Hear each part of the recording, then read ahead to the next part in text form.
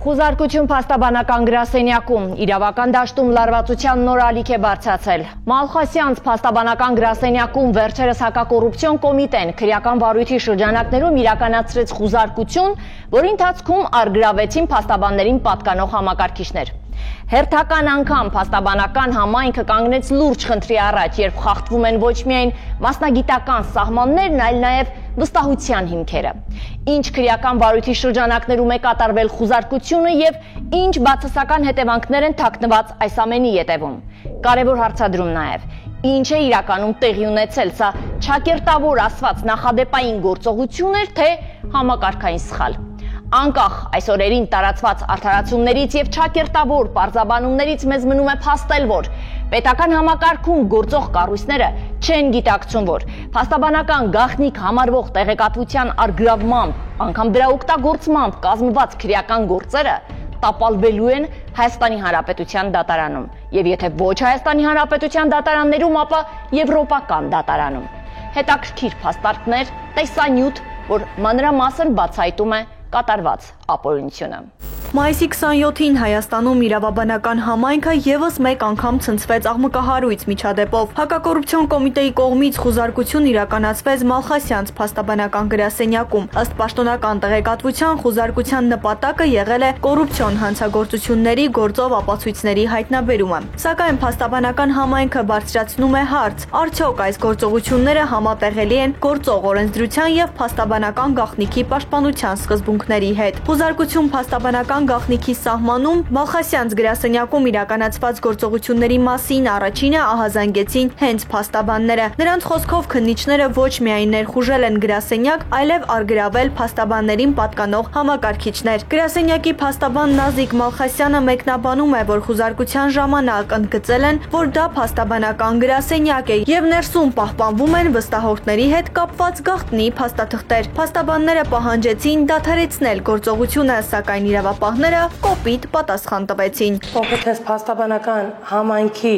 ուրեմն գործունեությունը, փաստաբանական գաղտնիքը, ուրեմն ամբողջ ծավալով վտանգի տակ է դրվել, մասնավորապես հենց իմ անձի հետ կապված եկել են խուզարկել են ամբողջ ծավալով ինձ պատկանող սեղանը, իմ բոլոր դարակները ամբողջությամբ, որի հետ կապված վերջիններս հերքում էին, հաշվի առնելով, որ խուզարկության ընթացքում այդ ժամանակ, երբ որ խուզարկել են վերջիններս, մեզնից որևիցե մեկը գրասենյակի Մալխասյանց փաստաբանական կենտրոնի ներսում չի եղել ու ընթացիկ է ներգրավել ու ներկայացրել է, որ փաստաբանական է եւ այլն, վերջիններս ուղղակի նշել են, որ այդ հատվածին ձեռք չենք տվել։ Այնուհետև ինչպես հաջորդիվ իրենց հերկման արդյունքում նորից հասկանալի դարձավ, որ մենք ձեռք չենք տվել փաստաբանի որևիցե իրի, որևիցե փաստաբանական գաղտնիք պարունակող ինչ-որ փաստաթղթի եւ այլն։ Սակայն հաշվի առնելով, որ գրասենյակը եւս ուներ տեսանկարահանման ուրեմն հնարավորություն ու տեսանկարահանումը միացած է եղել, այդ հերկումը, այսպես ասած, որը կեղծ է եղել, ի հայտ եկավ։ Նույնիսկ մենք ներկայացրեցինք այն նախադեպային որոշումները, որի ուժով արգելվում է, ուրեմն որպեսզի փաստաբանական գաղտնիք պարունակող ցանկացած ինֆորմացիայի համակարգիչ եւ ամեն ինչը որ փաստաբանի գործունեության հետ է առնչվում, ուսումնասիրի, զննվի, վերցվի եւ այլն։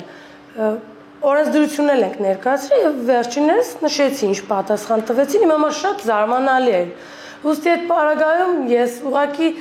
այն որ իրոք ես այնքան անզոր եմ զգում լինելով փաստաբան, այս մասնագիտության կրողը, երբ որ դու գիտես հստակ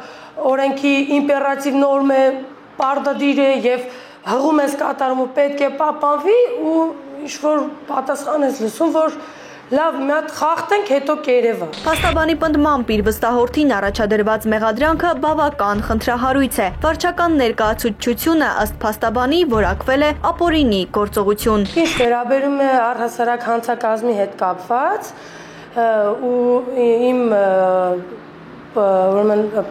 պաշտպանի հետ կապված, մասնավորապես ասեմ, որ վերջինիս գործողությունների մեջ էլ բացառապես իմ կարծիքով եւ օրենքի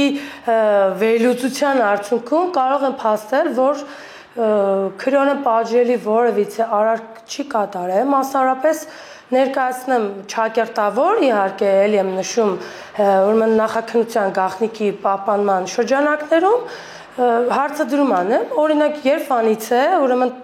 վարչական ներկայացուցչությունը, այսպես ասած, համապատասխան վարչարարության հետ կապված փաստաթղթեր պատրաստելը, պետական մարմինների ներկայացնելը, որպեսզի համապատասխան լուծում գտնի,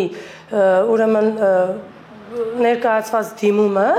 դարձա ապօրինի գործողություն։ Այդ իմ համար անհասկանալի է, որովհետև վերջինս բացառապես իր ՍՊ-ի գործունեությանը համապատասխան իրականացրել է իր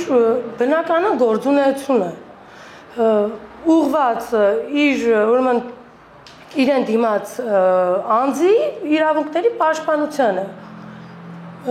Արդյունքում ստացվում է, որ չգիտեմ, նույնիսկ չգիտեմ, եթե դիտարկենք, որ այդ արարքը ուրեմն իրենից ներկայացնում է, չգիտեմ, քրեորեն ինչ-որ պատժելի, որը բացառվում է, որևիցե քրեորեն պատժելի արարքի հետ, մենք գործ չունենք, նորից եմ նշում, նույնիսկ եթե դիտարկենք, որ այո, այդ կատարված արարքները քրեորեն պատժելի են, ստեղ ուրեմն նախաքննության մարմինը թույլ է տվել այնպիսի իրավախախտում, որ ուրեմն հանցանքի որակման հետ կապված նորից խնդրի ենք բախվում, որովհետև ուրեմն նախաքննության մարմինը առաջադրել է մի հոդված, որը չի համապատասխանում կատարված արարքին։ Նախաքննական գաղտնիքի շրջանակներում զուտ այդ հաշվի առնելով ավելի առօրյա խոսակցական ոճի մեջ օրինակ ձեզ ներկայացնեմ, հետևությունները դուք ինքներդ կարող եք անել։ Պատկերացրեք, օրինակ, վերցնում ենք թավան, վերցնում ենք ձետ, մեջը տաքացնում ենք թավայի ու ձու ենք կոտրում, հարում ենք և լցնում ենք թավայի մեջ։ Արդյունքում ինչ ենք ստանում։ Բոլորի համար ակնկալված պատասխանը պետք է լինի ձվածեղ, բայց ոչ, նշվում է, որ ստացել ենք տորտ, օրինակ։ Ինչի տորտ, ոնց մի րոպե, պետք է ստանանք ձվածեղ։ Ինչի տորտ։ Տրամաբանությունը այն է, տորտը ավելի կալորիական է, տրամաբանությունը ստեղ է։ Ու մենք կոնկրետ այսօր ունենք մի հատ շատ լուրջ խնդիր կապված քրեական գործի հետ, հանցանքի որակման հետ։ Նման գործողությունները կարող են ոչ միայն խախտել փաստաբանական աշխատանքի հիմքերը, այլ նաև վտանգել քաղաքացիների իրավունքների պաշտպանությունը։ Փաստաբանների պալատը եւս ահազանգեց դեպքի արձագանքը չուշացավ։ Փաստաբանների պալատի նախագահի տեղակալ Հարություն Ակրունցը դեպքը որակում է որպես հերթական քայլ փաստաբանական անկախությանը հարվածելու համար։ Նախ շնորհակալություն եմ հայտնում խնդիրը լուսաբանելու համար, որովհետև սա շատ կարևոր խնդիր է մեր իրավական արդարադատության համակարգում։ Գլխավոր առանցքում այն հարցն է, որ փաստաբանի դերը պատշաճ ընկալված չի մեր իրավապահ մարմինների, քրեական վարույթն իրականացնող մարմինների այսպես շրջանում, որի արձանագրումն էլ այսպիսի դեպքերն են։ Ուրախ ենք, որ այսպիսի դեպքերը մշտական չեն, բայց նույնիսկ մեկ դեպքը կամ մեկ-երկու դեպքը արդեն իսկ մեզ մտահոգության եւ խիստ մտահոգության տեղիք են տալիս, որովհետեւ եթե մենք չապահովենք պատշաճ միջավայր մարդկանց իրավունքների պաշտպանության, որի կարևոր հանգամանքներից է փաստաբանական գաղտնիքի պաշտպանությունը, փաստաբանի ազատ մասնագիտական գործունեության իրականացումը, ապա անհնար է խոսել ընդհանրապես հավասարակշռված եւ պատշաճ արդարադատության համակարգի մասին։ Ընդհանրապես մենք նաև այս խնդիրը եւ նախորդ բոլոր դեպքերում խնդիրը դիտարկել ենք փաստաբանական գաղտնիքի պաշտպանության տեսանկյունից։ Սա կարևոր է բոլորիս համար, բոլոր մեր հասարակության յուրաքանչյուր անդամի համար, որովհետեւ եթե դու վստահ ես, որ փաստաբանական գաղտնիքը, այսինքն այն տեղեկատվությունը կամ խորհրդատվության բովանդակությունը, որ դու տվել ես փաստաբանին կամ նա քեզ խորհրդատվություն է տվել, հայտնել է քեզ գաղտնիք է, պաշտպանված է, ապա այդ ամբողջ ինստիտուտի իմաստն է կորում։ Այսինքն դու վստահ չես կարող լինել, որ այդ կան պատշաճ երաշխիքներ դրանց պաշտպանության։ Այս դեպքը կոնկրետ Մալխասյանց փաստաբանական գրասենյակի դեպքում ավելի խիստ, ավելի մտահոգիչ դեպք է տեղի ունեցել, հանգամանք կար, դա նա էր, որ այն փաստաբանը, որի գրասենյակում խուզարկություններ կատարվել, հանդիսանում էր հենց նույն քրեական վարույթով պաշտպան։ Այսինքն նա պաշտպանում էր մեղադրյալին, մեղադրյալը վստահ էր, որ իրեն իրավաբանական օգնություն ցույց տվող փաստաբանը անկախ է, ազատ է գործում եւ ելնում է իր իրավունքների պաշտպանությունից եւ հակառակ կողմից իր փաստաբանի, իր պաշտպանի գրասենյակը խուզարկվում էր հենց այդ նույն ժամանակ։ Սա այսպես արդար դատաքննության պարզապես խեղաթյուրում է մեղադրանքի կողմի եւ պաշտպանության կողմի զենքերի հավասարության ուղիղ խախտում է անմիջական։ Իսկ ինչ է ասում մյուս կողմը՝ իրավասու Արմինը, որը նախաձեռնել էր խուզարկությունը։ Հակակոռուպցիոն կոմիտեն հանդես եկավ պաշտոնական հայտարարությամբ, որում նշվում էր, որ խուզարկությունը ծավալվել է բացառապես Nefrit Mining ՍՊ-ում հանցագործության համար անհրաժեշտ ապացույցների հավաքագրման նպատակով։ Ըստ կողմի խուզարկության ընթացքում փաստաբանական տարածքը փաստացի չէր խուզարկվել։ Տեղում արձանագրվել է, որ տարածքում գործում է փաստաբանական գրասենյակ եւ այդ հատվածը չի ենթարկվել առգրավման։ Բոլոր գործողությունները տեսաձայնագրվել են համապատասխան ընթացակարգերով, սակայն փաստաբանները պնդում են հակառակը, փաստելով, որ առգրավվել են նաեւ համակարգիչներ, որոնցում փաստաբանական գաղտնիք պարունակող նյութեր են եղել։ Այս դեպքում մասնավորապես ոչ միայն քննիչը բացել էր նյութերը, սկսել էր կարդալ, այսինքն դա արդեն իսկ փաստաբանական գաղտնիքը խախտվել էր։ Նաև համակարգիչն է վերցրել, որի մեջ ողջամտորեն կան բազմաթիվ կամ կարող են լինել բազմաթիվ վստահորդների փաստաբանական գաղտնիք։ Այս գաղտնիքը ընդհանրապես որևէ դեպքում, թե մեր ներպետական օրենսդրությամբ, թե միջազգային իրավունքով, որևէ պարագայում ենթակա չի բացահայտման կամ չի կարող հասանելի լինել քրեական վարույթն իրականացնող մարմիններին։ Եվ այն դեպքում նույնիսկ եթե դու վերցնում ես համակարգիչը ստուգելու համար, թե արդյոք այսպես այս թուղթը կամ այն նյութը պատկանում է փաստաբանական գաղտնիք է թե չէ, արդեն իսկ այդտեղ խախտվում է փաստաբանական գաղտնիքը։ Եթե պարզ ասեմ, որպեսզի դու հասկանաս որևէ թուղթ փաստաբանական գաղտնիք է պարունակում թե չէ, դու պիտի դրա բովանդակությանը ծանոթանաս, իսկ եթե դու ծանոթացար, արդեն իսկ խախտվեց փաստաբանական գաղտնիքը։ Դեպքի շուրջ ծավալված քննարկումները վերածվում են ավելի լայն իրավական մշակույթի եւ գործառնական պրակտիկայի խնդրի։ Փաստաբաններն ու իրավապաշտպանները հարց են բարձրացնում. արդյոք քննիչները գործել են օրենքով սահմանված թույլատրելի շրջանակում։ Իսկ եթե նույնիսկ իրավաչափ է եղել խուզարկության հիմքը, ապա արդյոք հաշվի առնվել փաստաբանական գաղտնիքի ինստիտուտը, որը պաշտպանված է Հայաստանի Հանրապետության Սահմանադրությամբ եւ միջազգային իրավական նորմերով։ Մենք տեսել ենք հանրային այսպես հարթակներում հակակոռուպցիոն կոմիտեի արձագանքը, որի բովանդակությունը այն էր, որ իրենք չեն իմացել եւ չէին կարող իմանալ, որ դա փաստաբանական գրասենյակը կամ փաստաբանի համակարգիչներ են վերցրող համակարգիչները։ Նույնիսկ պնդում կար, որ այն պահից, երբ որ իմացել են, որ աշխատասեղաններից մեկը պատկանում է փաստաբանի, իրենք որևէ գործողություն չեն կատարել այդ հատվածում, որը ակնհայտորեն այդպես իրականության հետ կապ չունեցող տեղեկություններ էր։ Մենք մեր հայտարարությունը տարածելիս պատշաճ այսպես հետաքննել, պատշաճ համոզվել ենք, որ իսկապես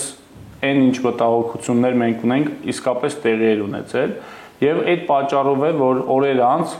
մենք այսինքն հայտարարությունից հետո հակակոռուպցիոն կոմիտեի հակառակը հիմնավորող փաստեր ներկայացրին տեսանյութի տեսքով։ Տեսանյութում ակնհայտ երևում է, թե ինչպես է քննիչը բացում փաստաբանի աշխատասեղանի դարակները, ուսումնասիրում աշխատասեղանին դրված փաստաթղթերի բովանդակությունը, հատ առ հատ ծանոթանում դրանց բովանդակությանը։ Իսկ ինչի եւ նաեւ հիմնավորումներն էր ներկայացված, թե ինչպես ակնհայտորեն քննիչը պիտի հասկանար եւ պետք է կարող էր հասկանալ, որ դա փաստաբանի աշխատասենյակ է, որտեղ պատին տեղադրված էին փաստաբանի արտոնագրերը, սեղանին դրված էր ցուցանակ, որ սա տրամադրվում են փաստաբանական ծառայություններ, մուտքի դիմաց տեղադրված էր փաստաբանական ծառայությունների այսպես մեծ ցուցանակը, այսինքն պարզապես անհնար էր այս պայմաններում չհասկանալ, որ սա փաստաբանի գրասենյակ է եւ փաստաբանի աշխատասենյակ է, ավելին հենց քաղաքակոռուպցիոն կոմիտեի հայտարարությունն էլ վկայում է, որ իրենք իսկապես իմացել են, որ առնվազն այդ աշխատասեղանը փաստաբանի աշխատասեղան է եւ պնդում էին, որ այդտեղ որևէ գործողություն չեն արել։ Մինչդեռ այսպես փաստերն ակներև են եւ ակնհայտ երևում է փաստերից, տեսանյութից, որ իրենք հենց ակտիվ որոնողական գործողություններ են արել, որպիսին հանդիսանում է խուզարկություն եւ որպիսին արգելված է մեր օրենսդրությամբ։ Ասում է երկու մասով, թե Մալխասյանց փաստաբանական կենտրոնի մասով, թե մյուս ՍՊ-ի մասով, այս ապօրինի գործողությունները հանգեցնում են երկու ՍՊ-ների հետ կապված բարի համբավի, որը տարիներ շարունակ տարբեր ձևերով, չգիտեմ, ջանք, եռանց չխնայելով ստեղծվել է եւ կառուցվել է։ Ու արդյունքում ստացվում է, որ ընկերությունների բարի համբավը դրվում է ռիսկի տակ ու ոտնահարվում է մեր իրավունքները, որն էլ իրենից բնականաբար ենթադրում է հետագայում նաեւ այլ վնասներ, նաեւ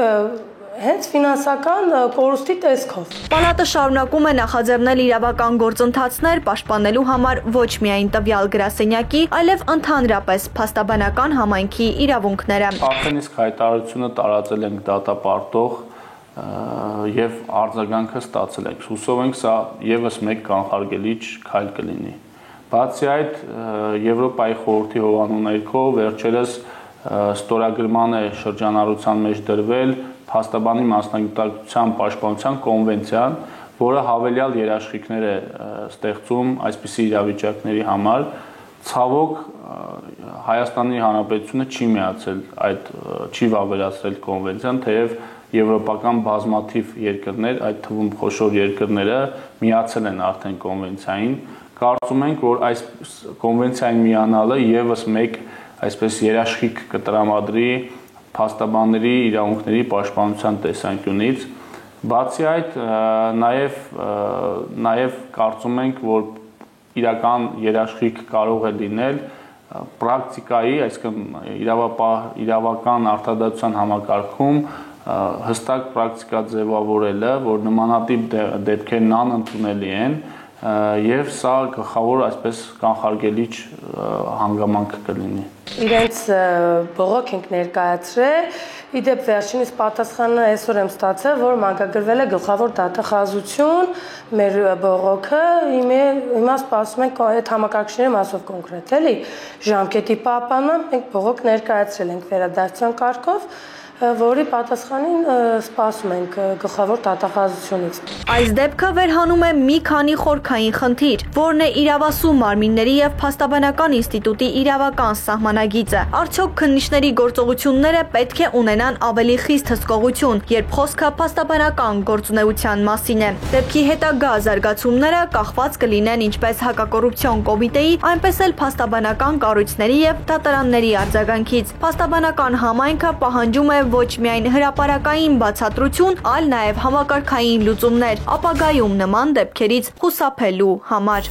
Քրեական վարույթի նախաքննության ընթացքում առերևույթ փաստական տվյալներ են ձեռք բերվել այն մասին, որ Կոտայքի մարզի անասնաֆերմաներից մեկի անասնապահն իր մոտ աշխատանքի անցած ամուսիններին չի վճարել կատարված աշխատանքի դիմաց։ Նրանց նկատմամբ գործադրել է բռնություն, ինչի հետևանքով սպառնալիքների պայմաններում ամուսիններից մեկը դիմել է փախուստի, իսկ տարեց կինը մնալով բռնարարի ճանկերում շարունակել է ենթարկվել դաժան վերաբերմունքի։ Սահմռկեցուցիչ կադրեր, որտեղ երևում են կնոջ մարմնի վրա առկա վնասվածքները։ Քննչական կոմիտեի հատկապես կարևոր գործերի քննության գլխավոր վարչության մարդկանց թրաֆիքինգի, անչափահասների սեռական անձեռմխելիության դեմ ուղղված եւ թմրամիջոցների ապօրինի շրջանառության հանցագործությունների քննության վարչությունում ավարտվել է ամուսիններին թրաֆիքինգի ենթարկելու դեպքի վերաբերյալ քրեական վարույթի նախաքննությունը։ Քրեական վարույթի նախաքննության ընթացքում պարզվել է, որ Կոտայքի մարզի անասնաֆերմաներից մեկի անասնապահը, չունենալով որևէ մեկին աշխատանքի ընդունելու իրավունք, իր մոտ աշխատանքի է ընդունել ամուսինների եւ տևական ժամանակ ստիպել աշխատել իր համար, չվճարելով աշխատավարձ։ Դրանից բացի ամուսինների նկատմամբ գործադրել է նաեւ բռնություն։ Շուրջ 4 ամիսների ընթացքում կատարված աշխատանքների դիմաց ամուսիններից մեկին վճարել է ընդամենը 5000 դրամ։ Նշել քրեական վարույթի շրջանակներում ձեռք բերված փաստական տվյալներով եւ ապացույցներով պարզվել է, որ Կոտայքի մարզի անասնաֆերմաներից մեկի աշխատակիցը 40-ամյա Հայաստանի Հանրապետության քաղաքացին հավաքագրել է Արարատի մարզի հայանիստ բնակավայրի 2 բնակիչների, որոնց տեղափոխել է իմ կողմից նախանշած մարզում տեղակայված անասնաֆերմաներից մեկում եւ այնտեղ ըստ էության ձեռք բերված ապացույցներով պարզված հանգամանքներով ենթարկել է շահագործման։ Սպառնալիքների պայմաններում ամուսիններից մեկը տղամարդը դիմել է փախուստի, իսկ անասնապահը շարունակել է անօգնական վիճակում գտնվող կնոջը թրաֆիքինգի ենթարկել։ Շահագործումը եղել է 2023 թվականի ապրիլ ամսից սկսած շուրջ 4 ամիս։ Իմ կողմից նշված ժամանակահատվածում դժողներից ամուսնու հետ աշխատավարձի պայմանավորվածությունը եղել է 80-ից 100,000 դրամ,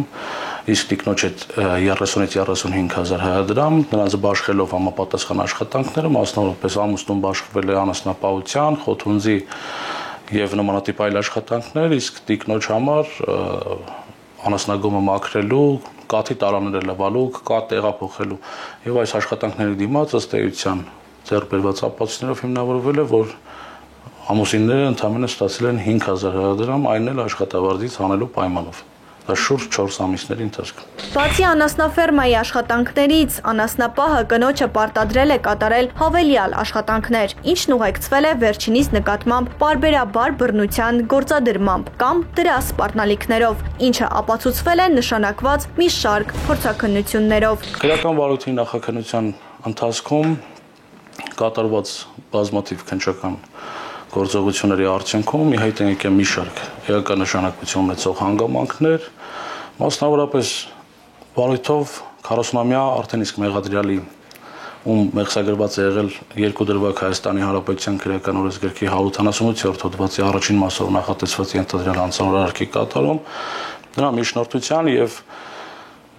մի շարք հարցումների արդյունքում համապատասխան բժշկական կենտրոններ ի հայտ են եկել որոշակի տվյալներ քրեական վարույթով ներգրավված դժողների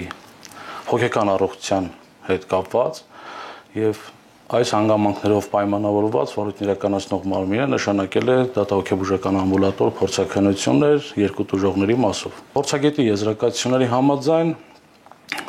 դժողներից կինը 58-ամյա կինը ունեցել է հոգեկան առողջության հետ կապված խնդիրներ եւ ըստ էության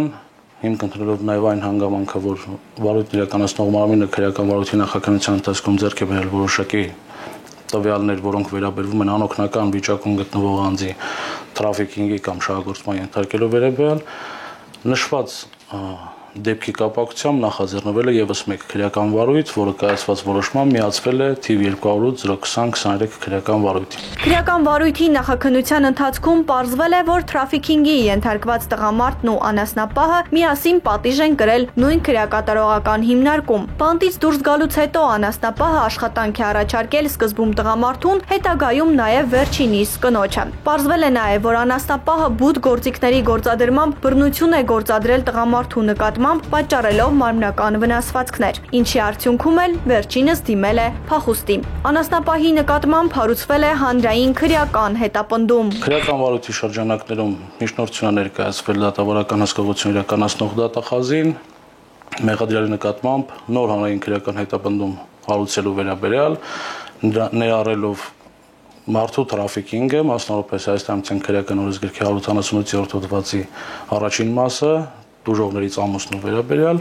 եւ անօգնական վիճակում գտնվող անձի թրաֆիքինգը, մասնավորապես Հայաստանի քրեական օրենսգրքի 179-րդ հոդվածի երկրորդ մասի առաջին կետով հիմք ընդունելով այն հանգամանքը, որ մեղադրյալի կողմից ամուսինների շահագործման ենթարկելը նաև դրսևորվել է բռնության գործադրմամբ, ինչպես նաև այդպիսի սպառնալիքներով։ Հարկ եմ համարում նաև անդրադառնալ բռնության գործադրման հանգամանքներին, քրեական վարույթով ձեռք բերված ապացույցներով հիմնավորվել է դժողներից տիկնոջ, մասնավորապես մարմնին արկա վնասվածքների վերաբերյալ հստակ փաստարկված տվյալներ, դատաբժշկական փորձաքննության արդյունքում տրամադրված, որի համաձայն դուժող տիկինը Կոտայքի մարզի իմ կողմից նախանշած անասնաֆերմաներից մեկից իր նկատմամբ բռնության գործադրման ստորացուցիչ եւ նվաստացնող վերաբերմունքի պայմաններում դիմել է փախուստի եւ փախուստի դիմելու բանին արդեն իսկ նրան ունեցել է մարմնական վնասվածքներ եւ ըստ փորձագետի նշված մարմնական վնասվածքները բազմաթիվ մարմնական վնասվածքները թեև առողջության համար թեթև վնասի հատկանիշներ չեն պարունակում, սակայն օբյեկտիվ իրականության մեջ դրանք եղել են բազմաթիվ եւ ամբողջ ներառելով ամբողջ մարմինը։ Քրեական վարույթը մեղադրական եզրակացությամբ ուղարկվել է հսկող դատախազին, այն դատարան ուղարկելու միջնորդությամբ հայտարարվել է նախաքննության ավարտ։ Տղամարդը տևական ժամանակ գիշերային ժամերի Երևանում գործող տարբեր էլեկտրական ծխախոտների խանութներից իրականացրել էր էլեկտրական ծխախոտների գողություն։ Կատարված գողության դեպքերը նույն անձի կողմից այնքան շատ էին, որ մեծ աղմուկ էր բարձրացել նաև համացանցում։ Ի վերջո, իրավապահներին հաջողվեց հայտնաբերել եւ ձերբակալել հանցանք կատարած անձին, ով այս ժամանակահատվածում հաջողել էր ընդհանուր ավելի քան 4 միլիոն Հայաստանի Հանրապետության դրամ արժողությամբ էլեկտրական ծխախոտներ գողանալ։ 2025 թվականի մարտ, ապրիլ, մայիս ամիսների ընթացքում համացանցում սկսեց լայն թափով շրջանառվել տեղեկատվություն այն մասին, որ Երևանի տարբեր հասցեներում գործող էլեկտրական ծխախոտների խանութ սրահներից անհայտ անձը կատարում է գողություն։ Վերջինս հատուկ հարմարեցված միջոցի գործադրմամբ բացում էր մասնագիտացված էլեկտրական ծխախոտների վաճառքով զբաղվող խանութ սրահի մուտքի դռներն ու կատարում էլեկտրական ծխախոտների գողություն։ 2025 թվականի մայիսի 18 ՀՆԳ ոստիկանության օպերատիվ կառավարման կենտրոնը հազանգ է ստացվում այն մասին, որ նոր վարչական շրջանի տարածքում գտնվող ԳԱԻ 16/2 հասցեում գործող էլեկտրական ծխախոտների վաճառքով զբաղվող խանութ սրահից կրկին հատուկ հարմարեցված միջոցի գործադրմամբ բացվել է դուռը եւ հափշտակվել էլեկտրական ծխախոտներ։ Հաշվի առնելով կատարվող հանցագործությունների բնույթը, դրանց կատարման եղանակը, ինչպես նաև հանցագործության կատարման առարկան, արդեն իսկ վարույթն իրականացնող մարմնի մոտ ձևավորվում է վարկած այն մասին, որ հանցագործությունը կատարվում է նույն անձի կողմից։ Արդեն 2025 թվականի մայիսի 25-ին կրկին ստացվում է հանցագործության մասին հաղորդում, որ նոր վարչական շրջանում կատարվել է հանցագործություն, նորից տեխնիկական միջոցների գործադրմամբ բացել են էլեկտրական ծխախոտների վաճառքով զբաղվող խանութի մուտքի դուռը եւ կատարել հափշտակություն։ Դեպքերի առթիվ նախաձեռնվեց 6 քրեական վարույթ, որոնք հետագայում միացվեցին եւ շարունակվեցին քննվել մեկ վարույթում։ Նախաքննության պարզվեց, որ անհայտ անձը էլեկտրական ծխախոտների վաճառքով զբաղվող խանութ սրահի մասնաճյուղից գողացել է առանձնապես խոշոր չափերով 4 միլիոն դրամից ավելի էլեկտրական եւ այլ ծխախոտներ։ Նախաքննության ընթացքում ձեռնարկվում են վարույթային եւ ապացուցողական գործողություններ, ինչպես նաեւ ձեռնարկվում են օպերատիվ հետախուզական միջոցառումներ, որոնց արդյունքում ստացված տվյալներով պարզվում է, որ ենթադրյալ հանցանք կատարած անձը մշտապես փոփոխում է իր բնակության վայրը, բնակվում է վարձակալական հիմունքներով Երևան քաղաքի տարբեր վարչական շրջաններում։ Չնայած տղամարդու ինքնությունը թաքցնելու տարբեր ջանքերի, կարճ ժամանակ անց իրավապահները պարզեցին ենթադրյալ հանցանք կատարած անձի բնակության վայրն ու տվյալները։ 2025 թվականի մայիսի 26-ին վերը նշված ենթադրյալ հանցանքները կատարած լինելու անմիջականորեն ծագած հիմնավոր կասկածի արկայության հիմքով ձերբակալվում է 54-ամյա տղամարդը։ Հատկանշական է այն հանգամանքը, որ նախաքննության ընթացքում 54-ամյա տղամարդու վարձակալական հիմունքներով բնակության վայրերից մեկում կատարված խուզարկության արդյունքում հայտնաբերվում է հանցագործության գործիք հանդիսացող երկաթյա մկրատը, ինչպես նաև հանցագործության մյուս հարմարանքը, որը նույնացվել էր նախաքննության ընթացքում տեսագրությունների զննության արդյունքում։ Ունենալով բավարար ապացույցների համակցություն, վարույթն իրականացնող մարմինը միջնորդություն է ներկայացնում քրեական վարույթի նկատմամբ հսկողություն իրականացնող դատախազին 54-ամյա տղամարդու նկատմամբ հանրային քրեական հետապնդում հարուցելու, որը հսկող դատախազի կողմից բավարարվում է եւ վերջինիս նկատմամբ հանրային քրեական հետապնդում է հարուցվում ՀՀ քրեական օրենսգրքի 254-րդ հոդվածի Երկրորդ մասի 3-րդ եւ 4-րդ կետերով 3 դրվագ, քրեական օրենսգրքի 44-254-րդ հոդվածի երկրորդ մասի 3-րդ կետով 2 դրվագ եւ քրեական օրենսգրքի 254-րդ հոդվածի երկրորդ մասի 3-րդ կետով։ Այն բանի համար, որ 54-ամյա տղամարդը Երևան քաղաքի Նոր-Նորք, Աջափնյակ, Ավան վարչական շրջաններում եւ Կոտայքի մարզի Աբովյան քաղաքում գործող էլեկտրական ծխախոտների վաճառքով զբաղվող խանութ-սրահից տեխնիկական միջոցների գործադրմամբ կատարում է հափշտակություններ, ընդհանուր առմամբ պատճառվելով 4 միլիոն ՀՀ դրամ եւ ավելի գույքային վնաս։ Մայիսի 27-ին 54-ամյա տղամարդու նկատմամբ հարուցվեց հանրային քրեական հետապնդում։ Վարույթն իրականացնող մարմինը մեղադրանք է առաջադրում 54-ամյա տղամարդուն եւ արդեն նախաքննության այդ փուլում ունենալով բավարար հիմքեր այդ անձի նկատմամբ ամենախիստ խափանման միջոց կիրառելու միջնորդություն ներկայացնելու համար 2025 թվականի մայիսի 27-ին Երևան քաղաքի առաջնատյանի ընդհանուր իրավասության քրեական դատարանն է ներկայացնում միջնորդություն անձի նկատմամբ կալանքը որպես խափանման միջոց կիրառելու համար, որը դատարանի կողմից 2025 թվականի մայիսի 28-ի որոշմամբ բավարարվում է եւ անձի նկատմամբ որպես խափանման միջոց է ընտրվում կալանքը 2 ամիս ժամկետով։ Որտեղ է իրացվել այդչափ մեծ քանակությամբ հափշտակված ծխախոտները եւ կան արդյոք անձինք, ում առաջիկայում եւս կառաջադրվի մեղադրանք։ Այս հարցերը պարզաբանելու ուղղությամբ նախաքննությունը դեռևս շարունակվում է։ Հերթական գողության դեպք եւ հերթական բացահայտում։ Այս անգամ հանցանք կատարած անձը գողացել էր ավտոմեքենայի պահեստային անվադողի պաշտպանիչը, քաղաքացուն պատճառելով 4000 եվրոյի վնաս։ Արաբկիր բաժնի համայնքային ծառայողների ջանքերով հանցանք կատարած անձը ձերբակալվել է։ Համայնքային ոստիկանության Արաբկիրի բաժին մայիսի 31-ին ահազանգ ստացվեց։ Հաղորդում տված քաղաքացին հայտնել էր, որ գիշերը գողացել են իր Mercedes Magnus-ի ավտոմեքենայի պահեստային անվադողի պաշտպանիչը, պատճառելով 4000 եվրոյի վնաս։ Թվականի մայիսի 31-ին ոստիկանության Արաբկիրի բաժում հաղորդում էր ստացվել այն մասին, որ անհայտ քաղաքացին գողացել է Լեպկինի փողոցի առաջին հասցեում կայանված Mercedes Magnus-ի պահեստային անվադողի պլաստմասե պաշտպանիչը։ Համայնքային ոստիկանության Արաբկիրի բաժնի ծառայողների օպերատիվ հետախուզական միջոցառումները արդյունք տվեցին օրեր անց։ Պարզվեց, որ գողությունը կատարել է 30-ամյա մի երիտասարդ։ Ոստիկանության Արաբկիրի բաժնի ծառայողների կողմից ձեռնարկված օպերատիվ հետախուզական միջոցառումների արդյունքում օպերատիվ տեղեկություններ ձեռք բերվեցին, որ նշված գողությունը կատարել է 30-ամյա մի տղամարդ, ով սույն թվականի հունիսի 4-ին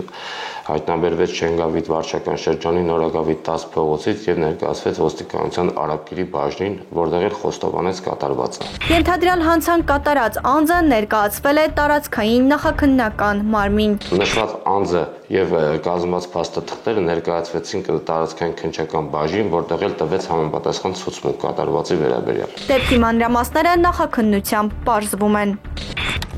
Ծանուցում։ Հանցանքի համար մեղադրվողը համարվում է անմեղ, քանի դեռ նրա մեղավորությունն ապացուցված չէ Հայաստանի Հանրապետության քրեական դատավարության օրենսգրքով սահմանված կարգով դատարանի օրինական ուժի մեջ մտած դատավճռով։ Մեր հաղորդաշարը օգնում է ձեզ բացահայտել եւ հանրությանը եւ պատկան մարմիններին իրազեկել ձեր իրավունքների խախտման մասին, սակայն այդ աջակցության ընթացքում մենք չենք կարող կատարել ձեր փաստաբանի կամ ներկայացուցչի գործառույթները։ Մենք պատրաստ ենք խորհրդատվության եւ լուսաբանման միջոցով հասցեատերերին ներկայացնել իրականությունը եւ հենց այդ կարեւոր առաքելության իրականացման համար կարող եք զանգ տալ կամ գրել մեր էլեկտրոնային հասցեին հիշելով, որ մենք միշտ շարժվում ենք հանցանքի հետքով։